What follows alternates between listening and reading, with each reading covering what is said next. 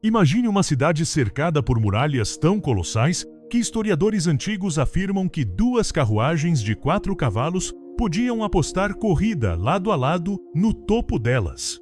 Estamos falando de uma fortaleza com estoques de comida suficientes para alimentar a população inteira por 20 anos ininterruptos. Nenhuma arma conhecida pelo homem antigo poderia perfurar essa defesa. Nenhum exército poderia vencê-la pela fome. Parecia matematicamente impossível que ela caísse. No entanto, essa superpotência inabalável desmoronou em apenas uma única noite. E o detalhe mais chocante: não foi disparada uma única flecha. Não houve explosões. E os portões não foram derrubados por arietes. Como a maior fortaleza do mundo antigo foi conquistada sem uma batalha sangrenta? E por que um profeta judeu já sabia o nome exato do conquistador 150 anos antes dele sequer nascer? Você conseguiria sobreviver se a segurança em que você mais confia desaparecesse em questão de horas? Para entender o peso dessa catástrofe, precisamos nos transportar para o século 6 a.C., no coração da Mesopotâmia, onde hoje se localiza o Iraque moderno. Estamos no auge do Império Neobabilônico. Esta não era apenas uma cidade grande. Era a Nova York, a Londres e a Tóquio do mundo antigo. Todas fundidas em uma metrópole de luxo e poder. Sob o comando do grande rei Nabucodonosor II, a Babilônia havia se tornado uma maravilha da engenharia. A cidade se estendia por quase 900 hectares, uma área imensa para os padrões da época. O que mais impressionava quem chegava do deserto poeirento era o choque de cores. Enquanto o mundo lá fora era marrom e árido, a entrada da Babilônia brilhava em um azul profundo e hipnotizante. O famoso portão de Ishtar, com quase 15 metros de altura, era revestido de tijolos esmaltados com lápis-lazuli, decorados com 575 dragões e touros em relevo. Era uma declaração visual. Aqui residem os deuses. Aqui reside o poder absoluto. Mas a verdadeira artéria vital da cidade não era o ouro nem os tijolos, mas sim a água. O poderoso rio Eufrates, que nasce nas montanhas da Turquia, não apenas passava perto da cidade, ele fluía diretamente através dela. Os engenheiros babilônicos haviam desviado o curso do rio para que ele entrasse por baixo das muralhas, garantindo água fresca infinita e servindo como um fosso natural intransponível. Quem controlasse o rio, controlava a vida. Neste cenário de opulência, encontramos dois grupos de pessoas vivendo realidades opostas. De um lado, no Palácio Real, está o rei Belsazar, neto de Nabucodonosor. Ele é a imagem da arrogância humana, um governante que confiava tanto em suas muralhas e em sua riqueza, que se sentia seguro para zombar do próprio Deus dos céus. Ele acreditava que a Babilônia era eterna. Do outro lado, nas sombras dessa grandeza, viviam os exilados judeus. Eles foram trazidos à força de Jerusalém décadas antes, quando o Templo de Salomão foi destruído. Entre eles estava Daniel, agora um homem idoso, talvez com mais de 80 anos. Enquanto a cidade celebrava seus deuses de ouro e prata, Daniel e seu povo seguravam apenas uma promessa antiga feita pelo profeta Jeremias, que o cativeiro duraria 70 anos. E esse prazo estava prestes a expirar. O palco está montado para o maior conflito entre a soberba do homem e a justiça divina. Do lado de fora dos muros, um exército persa liderado pelo lendário Ciro, o Grande, cercava a cidade. Mas Belsazar não estava preocupado. Ele olhava para as muralhas de tijolos cozidos e betume. Olhava para o rio caudaloso e ria. Ele decidiu dar uma festa. Mas ele não sabia que aquela seria a última noite da história da Babilônia. Como alguém pode estar tão cego diante do perigo iminente? A resposta está prestes a ser servida em taças de ouro roubadas. Era a noite de 12 de outubro do ano 539 a.C. Enquanto o vento do deserto soprava lá fora, dentro do salão real de banquetes, o ar estava pesado com o cheiro de vinho, perfume e suor. Belsazar reuniu 1000 de seus nobres, suas esposas e concubinas. Não era apenas uma festa, era um ato político de desafio. Com o exército persa acampado ao longe, o rei queria provar que a vida na Babilônia continuava intocável. Mas a arrogância tem uma necessidade insaciável de escalar. Já bêbado pelo vinho, Belsazar teve uma ideia que cruzou a linha do que era aceitável até para os padrões pagãos da época. Ele ordenou que trouxessem as taças de ouro e prata que seu avô havia saqueado do templo sagrado de Jerusalém. Estes não eram utensílios comuns de cozinha. Eram objetos consagrados, feitos para conter o sangue dos sacrifícios e o vinho das ofertas ao Criador do Universo. Imagine a cena. As mãos trêmulas e impuras de nobres embriagados levantando os cálices sagrados para brindar a deuses de madeira, pedra e ferro. O som das risadas e da música ecoava pelas paredes, um insulto sonoro direto aos céus. Belsazar estava dizendo sem palavras: "O meu Deus é mais forte que o Deus de Israel." Você já sentiu aquele frio na espinha quando vê alguém cometendo um erro do qual não haverá volta? Aquele foi o momento. De repente a música parou. Os risos morreram na garganta. No reboco da parede iluminada pelo candelabro, algo impossível aconteceu. Não havia corpo, não havia rosto, apenas dedos. Dedos de uma mão humana flutuando no ar, escrevendo calmamente uma sentença na parede. O silêncio que caiu sobre o salão devia ser ensurdecedor. A Bíblia descreve a reação de Belsazar com um realismo biológico brutal. O texto diz que os nós das suas cadeiras se desataram e os seus joelhos batiam um no outro. Isso não é metáfora. O terror foi tão visceral que o rei perdeu o controle dos músculos que sustentam o corpo em pé. Ele colapsou sob o peso do medo. Enquanto o caos reinava lá dentro, o que acontecia lá fora era uma obra-prima de engenharia militar e silêncio. Ciro, o Grande, sabia que não podia derrubar as muralhas de 25 metros de espessura. Então ele usou a própria geografia contra a cidade. Dias antes, longe da vista dos vigias babilônicos, seus engenheiros haviam cavado um canal gigantesco para desviar o curso do rio Eufrates para um lago artificial pantanoso. Naquela noite exata, Ciro deu a ordem. A barragem foi rompida. A água poderosa, que servia de fosso de defesa, começou a escoar rapidamente para o novo canal. O nível do rio, que normalmente cobria um homem, baixou drasticamente até a altura das coxas ou talvez até os joelhos. O leito do rio tornou-se uma estrada de lama aberta, conduzindo diretamente para o coração da cidade. Os soldados de elite persas entraram na água fria e escura. Eles não correram gritando. Eles avançaram em silêncio absoluto. A operação dependia de um único detalhe fatal: os portões de bronze que ficavam nas margens do rio, dentro da cidade. Se aqueles portões estivessem fechados, o exército persa estaria preso em uma vala de lama, sendo alvo fácil para arqueiros nos muros. Seria um massacre. Mas lembra da festa? A embriaguez não estava restrita ao palácio. Os guardas da cidade, confiantes na segurança do rio e contagiados pelo clima de celebração, cometeram o erro mais caro da história militar. Deixaram os portões internos abertos. Voltando ao palácio, a confusão era total. Astrólogos e adivinhos olhavam para a escrita na parede: Mene, Tekel, Parsin, mas não conseguiam decifrá-la.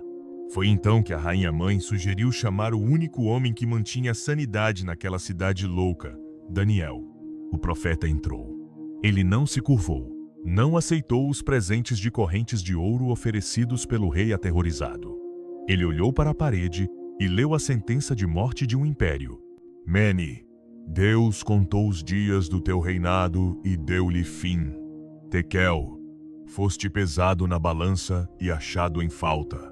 Parsim, o teu reino foi dividido e entregue aos medos e persas. Não houve tempo para arrependimento. Enquanto Daniel falava, o som de botas chapinhando na lama e o desembainhar de espadas já podiam ser ouvidos nos pátios externos. A invasão não foi uma batalha, foi uma execução. Os persas surgiram como fantasmas do leito do rio seco. Naquela mesma noite, sem que a maioria da população sequer acordasse, Belsazar foi morto. A cabeça do império foi cortada antes que o corpo soubesse que estava morto. Como é possível que a maior fortaleza da Terra tenha caído porque alguém esqueceu de fechar uma porta? Ou será que aquela porta permaneceu aberta por uma vontade superior? A precisão com que os eventos se alinharam desafia qualquer cálculo de probabilidade. Agora, você deve estar se perguntando: isso é apenas uma lenda religiosa? Ou existem provas concretas de que tudo isso realmente aconteceu? Vamos deixar a emoção de lado e olhar para as evidências forenses que a história e a ciência nos deixaram. O que a pá do arqueólogo encontrou nas areias do Iraque confirma ou contradiz a narrativa bíblica? Primeiro, vamos analisar a engenharia daquelas muralhas impossíveis. Por séculos, críticos duvidaram que tijolos de barro pudessem resistir à erosão da água do rio Eufrates por tanto tempo. Como eles construíram dentro da água sem que as fundações derretessem? A resposta está em uma substância química mencionada logo nos primeiros capítulos da Bíblia, na Torre de Babel, o betume. Arqueólogos modernos, ao escavarem as ruínas da Babilônia, encontraram tijolos que não usavam argamassa comum, mas asfalto natural. O betume é um hidrocarboneto, um subproduto do petróleo que brota naturalmente naquela região rica em óleo. Ele funciona como um impermeabilizante industrial perfeito. A ciência confirma. Os engenheiros babilônicos dominavam uma tecnologia petroquímica primitiva que tornava suas construções à prova d'água. Isso explica tecnicamente como a cidade pôde ser construída sobre e ao redor de um rio caudaloso. Mas e sobre a estratégia de Ciro? É fisicamente possível desviar um rio do tamanho do Eufrates em poucas horas? Engenheiros hidráulicos modernos analisaram a topografia da região. A Babilônia ficava em uma planície aluvial muito plana. Estudos mostram que Ciro não precisou secar o rio completamente. Ele só precisava reduzir a vazão. Ao abrir canais para uma depressão natural próxima, provavelmente um lago artificial que a própria rainha anterior havia mandado cavar para controle de enchentes, a física dos fluidos fez o resto. Uma vez que a barreira foi rompida, a gravidade drenou o volume de água rapidamente. Não foi um milagre da natureza. Foi um triunfo da engenharia militar e do cálculo hidrológico. Agora vamos ao detalhe mais fascinante: a escrita na parede. Por que os sábios da Babilônia não conseguiram ler? Eram apenas 4 palavras. A linguística nos dá uma pista brilhante. As palavras mene, tekel, parsim são na verdade termos comerciais em aramaico que designavam pesos monetários. Meni, uma mina unidade de peso, como 1 quilo. Angrolf, um ciclo unidade menor, como 1 grama. Parsim meia mina. Para um leigo, parecia uma lista de compras ou contabilidade. R$1, R$1, 10 centavos, R$0,5.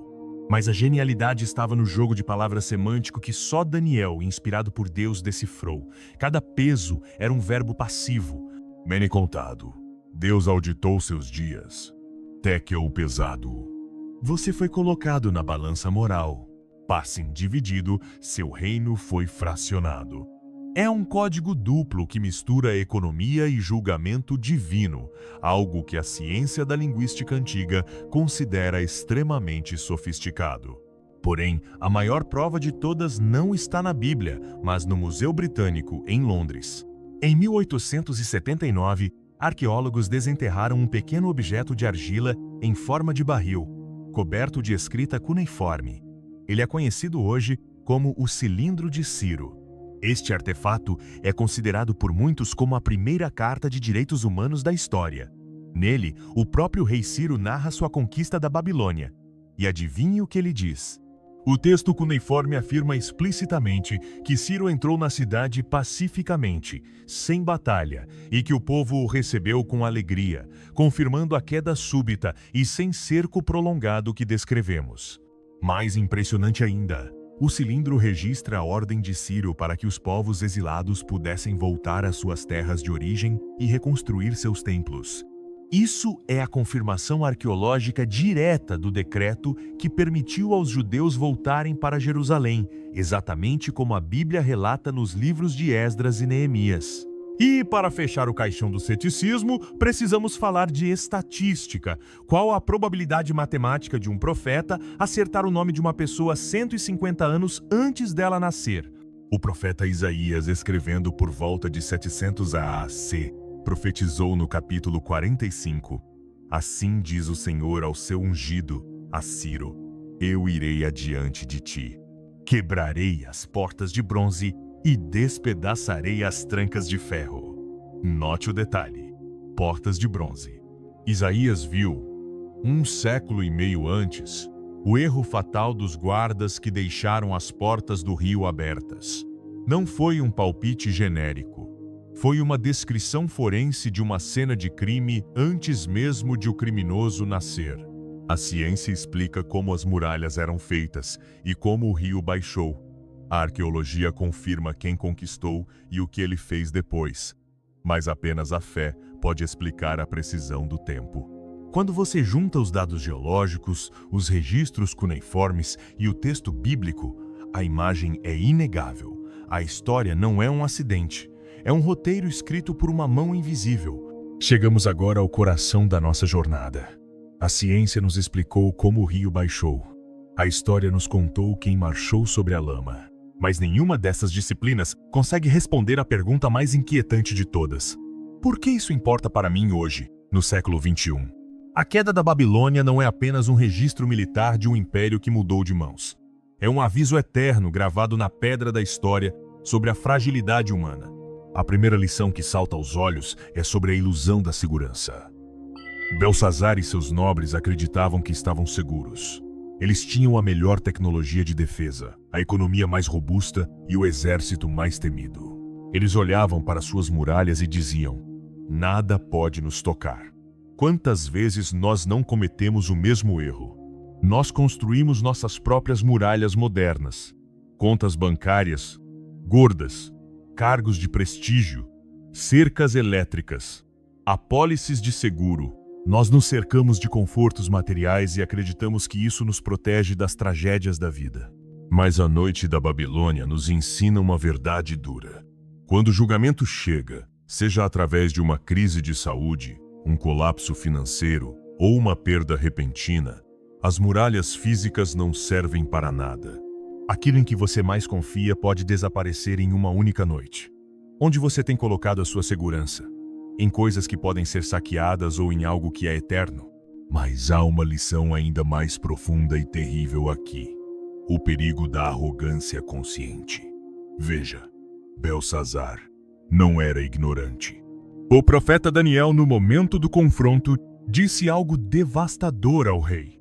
Tu, Belsazar, sabias de tudo isso, mas não humilhaste o teu coração.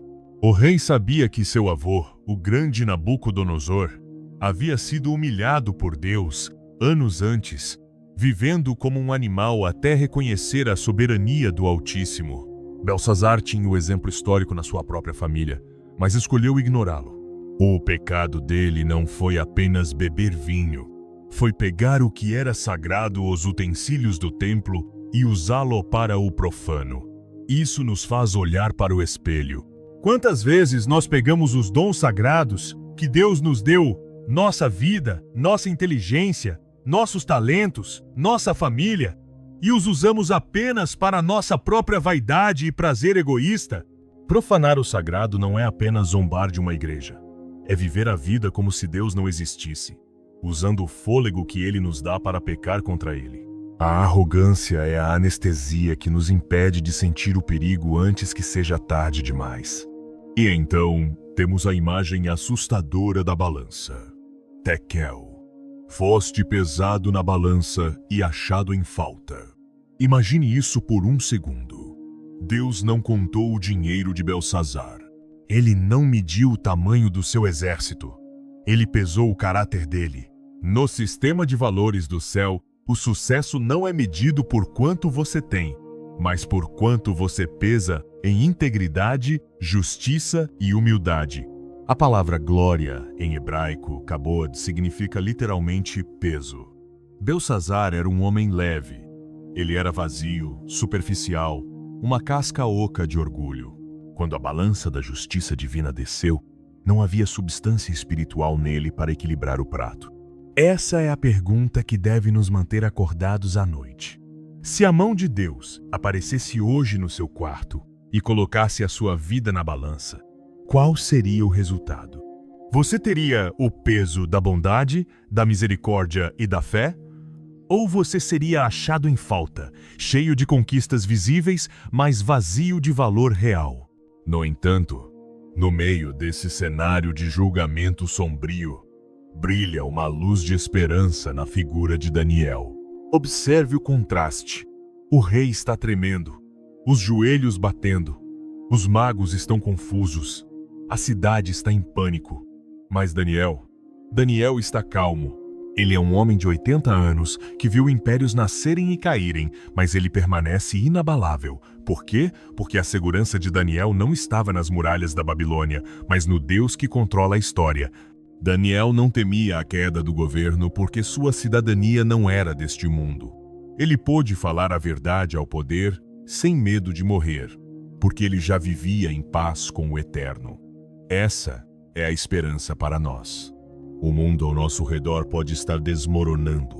Política, economia, moralidade, como a Babilônia naquela noite. O rio Eufrates da estabilidade mundial pode secar. Mas quem conhece o seu Deus não precisa tremer.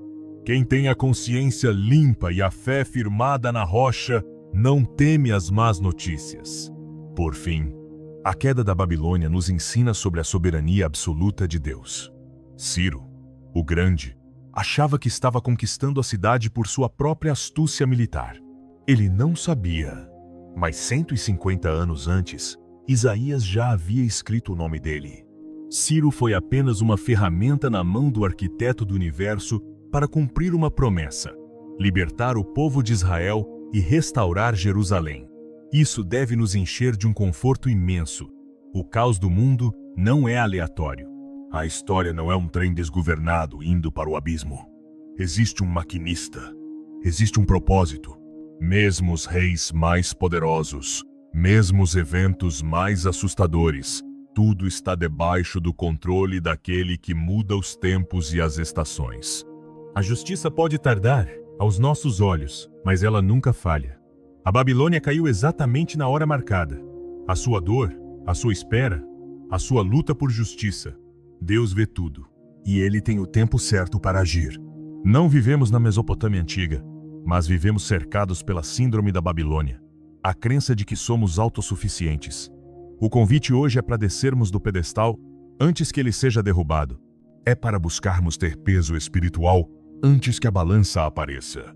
A história nos mostra que Deus resiste aos soberbos, mas dá graça aos humildes. Qual lado você vai escolher nesta noite? A queda da Babilônia em 539 A.C. não é apenas um capítulo em um livro de história empoeirado. É um monumento eterno que nos lembra de uma verdade simples e poderosa. A história humana não é escrita por generais, reis ou presidentes. Ela é escrita pela mão daquele que vê o fim desde o começo. As ruínas da Babilônia estão lá hoje, no Iraque, silenciosas e quebradas, exatamente como Jeremias e Isaías previram. Elas são testemunhas mudas de que a palavra de Deus nunca volta vazia. Os deuses de ouro de Belsazar desapareceram. O império eterno virou pó. Mas a mensagem de fé e a soberania do Deus de Israel permanecem de pé, inabaláveis, atravessando milênios até chegar à tela do seu celular agora. Portanto, a pergunta final que deixo para você não é sobre história, é sobre a sua vida. Em que muralha você tem confiado? Se hoje você sente que o mundo ao seu redor está incerto, se as águas da sua segurança parecem estar baixando, lembre-se de Daniel. Ele não sobreviveu porque a Babilônia era forte. Ele sobreviveu porque o seu Deus era fiel. Se esta história tocou o seu coração e abriu os seus olhos para a precisão incrível da Bíblia confirmada pela história e arqueologia, eu tenho um desafio para você. Não saia deste vídeo sem deixar a sua marca. Vá aos comentários agora mesmo e escreva a frase: Deus é o meu refúgio e fortaleza. Ao escrever isso, você não está apenas comentando para o algoritmo. Você está fazendo uma declaração de fé pública, dizendo que a sua confiança não está em muros humanos, mas na rocha eterna. Quero ver milhares de declarações de fé aqui embaixo. E se você quer continuar desvendando os mistérios mais profundos da antiguidade bíblica, entender a ciência por trás dos milagres e descobrir as evidências que o mundo tenta esconder, você precisa fazer duas coisas. Primeiro, deixe o seu gostei like. Isso mostra ao YouTube que este conteúdo tem valor e precisa ser espalhado. Segundo, verifique se você está inscrito no canal e com o sininho ativado. Estamos construindo aqui uma comunidade de pensadores que não tem medo da verdade. Mas espere, a história não acabou quando Ciro tomou a cidade. Ciro, o Grande, fez algo ainda mais chocante do que conquistar a Babilônia. Ele devolveu os tesouros do templo e mandou os judeus voltarem para Jerusalém. Mas você sabe o que aconteceu com a Arca da Aliança? Os vasos de ouro voltaram, mas a arca desapareceu.